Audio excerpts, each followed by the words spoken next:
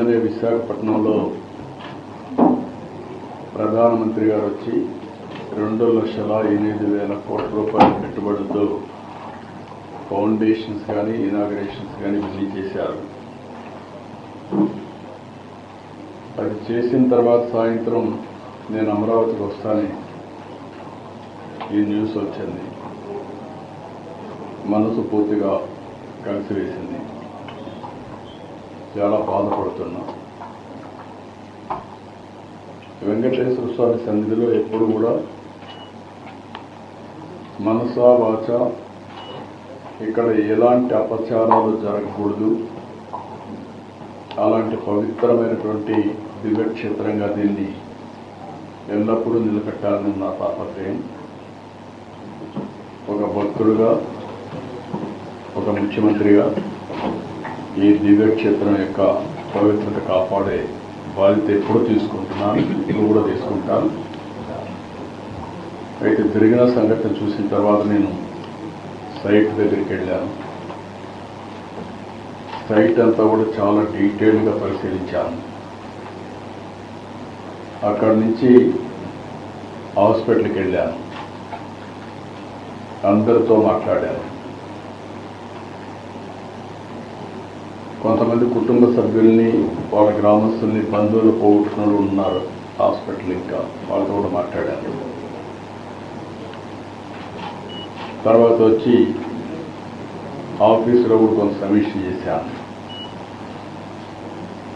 నేను అన్ని విధాలా అన్ని కోణాల్లో నాకు సమాచారం ఉంటే దాన్ని బట్టి ఎలాంటి సంఘటనలు పునరావృతం కాకుండా ఉండడానికి ఎలాంటి నిర్ణయాలు చేస్తే దోహదం చేస్తాయో అలాంటి నిర్ణయాలు చేయాలనేది నా ఉద్దేశం. నేను ఏది చేసినా కూడా నా మనస్సాక్షిగా ఈ దివ్యక్షేత్రాన్ని మళ్ళీ పవిత్రత కాపాడడానికి ప్రయత్నం చేస్తాను. అందుకని ఈరోజు కొన్ని నిర్ణయాలు తీసుకుంటూ కొన్ని డైరెక్షన్ కూడా ఇస్తున్నాను. అదే మరి బోర్డు చైర్మన్ ఉన్నాడు, ఈఓ ఉన్నారు, వాళ్ళు కూడా మెంబర్ కూడా ఉన్నారు. వాళ్ళు కూడా చాలా స్పష్టంగా ఆదేశాలు ఇస్తున్నారు. వాళ్ళు కూడా బోర్డులో డిస్కస్ చేసి నేను చెప్పిన నిర్ణయాలు కరెక్ట్ అని బోర్డు కూడా భావిస్తే వాళ్ళు అవన్నీ అమలు చేస్తారు. అల్టిమేట్గా ఏ వ్యక్తి కూడా ఈ పవిత్ర క్షేత్రం వ్యక్తిగత ఎగోతో కానీ, మన యొక్క అసమర్థతో కానీ,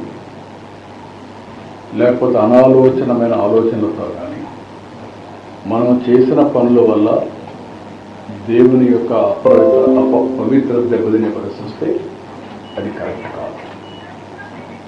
తెలిసి చేసినా తెలియక చేసినా తప్పే అవుతుంది. రెండోది, అందరం కలిసి ఇక్కడ దేవునికి సేవ చేస్తున్నాము అనేది ప్రతి ఒక్కరికి రావాల్సిన అవసరం ఉంది. ఇక్కడ రాజకీయాలు కూడా చేయడానికి వీలు లేదు. రాజకీయాలకు అతీతంగా కలియుగ వెంకటేశ్వర స్వామి, కలియుగ దేవుడికి మనం సేవ చేస్తున్నాం అనే భావంతో అందరం ముందుకు పోవాల్సిన అవసరం ఉంది. ఈరోజు చాలా ఒత్తిళ్లు ఉంటాయి. ఎందుకంటే ప్రపంచంలో జెరూసలేం వెళ్తారు క్రిస్టియన్స్, మక్కాకి వెళ్తారు ముస్లిమ్స్. హిందూస్ అంతా జీవితంలో వెంకటేశ్వర స్వామి దగ్గరికి వచ్చి దర్శనం చేసుకోవాలని కోరుకుంటారు. రెండోది, వైకుంఠ ఏకాదశి రోజున రావాలని అందరూ కూడా వాళ్ళ జీవితంలో ఒక పెద్ద దీక్ష. ఎందుకంటే ఈరోజు వస్తే నేరుగా వైకుంఠ ద్వారం ద్వారా దేవుని దర్శనం చేసుకునే అవకాశం వస్తుంది. ఇది చేస్తే మనం స్వర్గానికి పోతామని కూడా నమ్మకం. ఆ నమ్మకంతో అందరికి కూడా చాలామందితో నేను మాట్లాడాను. 10 సార్లు వచ్చారు, 12 సార్లు వచ్చారు, 13 సార్లు వచ్చారు. ఇక్కడ జరిగినప్పుడు కూడా సంఘటన నేను సింక్రనైజ్ చేసుకుంటే గడిచిన 5 సంవత్సరాలుగా 4-5 సంవత్సరాలుగా ఎప్పుడూ లేని సాంప్రదాయం. తిరుపతిలో తీసుకొచ్చి వెంకటేశ్వర స్వామి టికెట్లు ఇవ్వడం, అంటే టోకన్స్ ఇవ్వడం. అందరి మనోభావాలు ఏమున్నాయంటే, మేము కొండపైన ఉన్నప్పుడు క్యూ లైన్లో 36 గంటలైనా 45 గంటలైనా ఉంటాం. వెంకటేశ్వర స్వామిని తలుచుకుంటూ, ఆయన లీలను గుర్తు చేసుకుంటూ, అక్కడ ఉండే టీవీలు కూడా చూసుకొని మేము మైమేకమయ్యి దేవుని సేవలో ఉంటాం, దేవుని సన్నిధిలో ఉంటాం. అది వాళ్ళకు ఒక తృప్తి. కానీ ఎప్పుడైతే తిరుపతికి తీసుకొచ్చారో ఇది మాకు కరెక్ట్ అనిపించలేదు అనేది అందరి మనోభావం. ఇది రాష్ట్రంలో ప్రజలందరి యొక్క మనోభావం. రెండోది, వైకుంఠ ఏకాదశి, ద్వాదశి 2 రోజులు పవిత్రమైన రోజులు. ఇది 10 రోజులు చేశారు. ఎందుకు చేశారు నాకు తెలియదు. ఆగమ శాస్త్రాలు దాన్ని అనుమతిస్తాయో కూడా తెలియదు.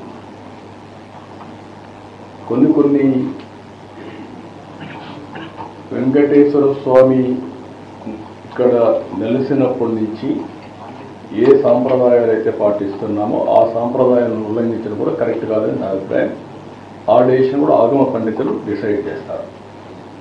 నేను ఆగమ పండితుని కాదు, కానీ భక్తుడిగా నాకు కొన్ని మనోభావాలు ఉంటాయి తప్ప అదే మనకు వారు చేయాల్సిన అవసరం ఉంది. ఏదేమైనా జరిగిన సంఘటనల పట్ల నా విచారాన్ని, బాధని, ఆవేదనని, జరగరాని సంఘటన జరిగిన దానికి మరొకసారి విచారాన్ని వ్యక్తం చేస్తున్నా. అదే సమయంలో అన్ని దేవాలయాలను కూడా స్ట్రీమ్లైన్ చేసి ఎక్కడ కూడా అపచారం అనేది జరగకుండా అనేక రకమైన రిఫార్మ్స్ అనేది తీసుకోవచ్చని, ఒక మాటలో చెప్పాలంటే ఇటీవల కాలంలో ప్రసాదాల దగ్గర నుంచి అన్నీ కూడా స్ట్రీమ్లైన్ చేసే